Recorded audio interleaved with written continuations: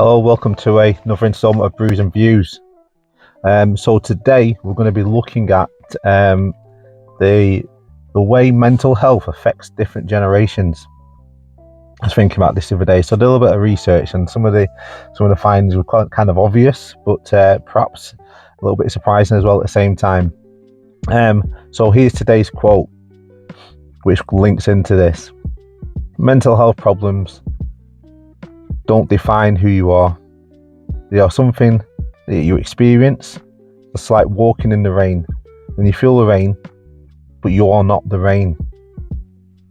So the way that I want to link that into what we're talking about is the fact that I've experienced mental health issues, and they come and go.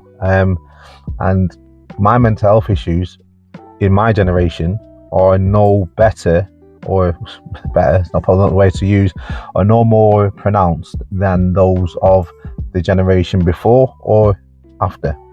So they're all experienced to the levels of intensity of what that person will perceive, and they're real to them, and they're affecting them people in the right way, or the wrong way, however you want to look at it.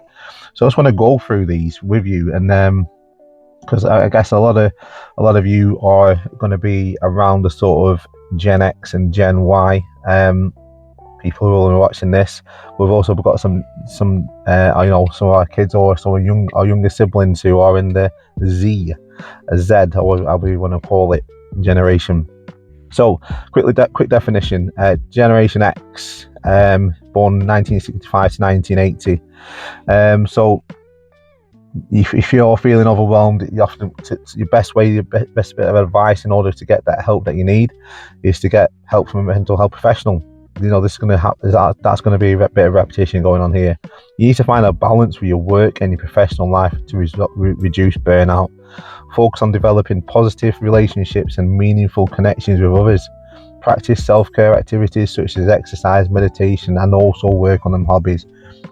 We also need to be aware, or should I say, you guys need to be aware of substances that can affect an adverse mental health. I don't need to go into those, you know what I'm talking about.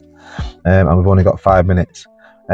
My generation, I feel personally this is one of the last great generations, because we wasn't so reliant upon technology.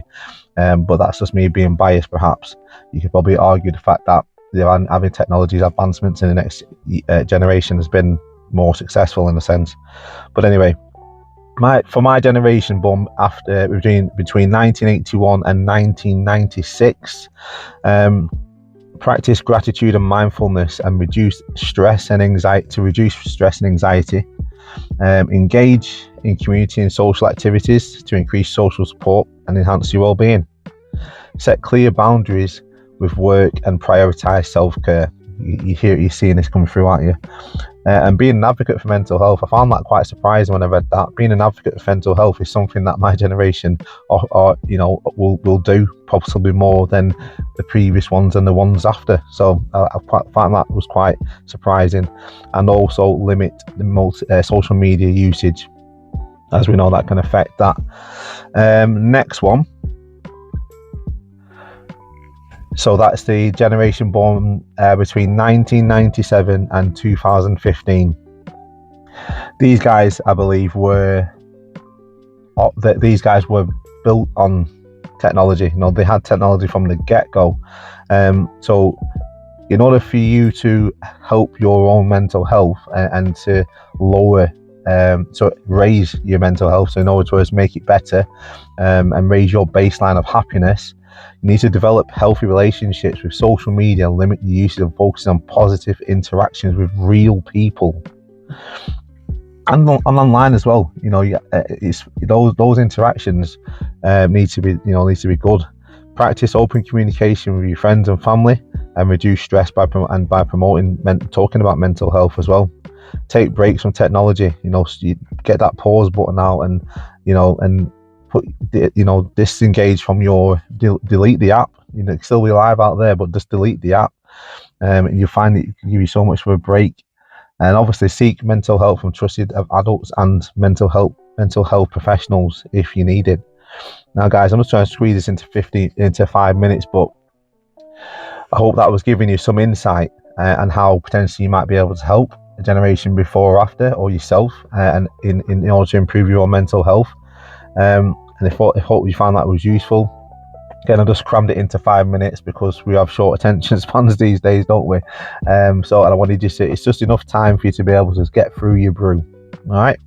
So have a good Monday. Remember, you are loved, you are needed, you are not alone. Thank you very much for watching. I'll see you next week.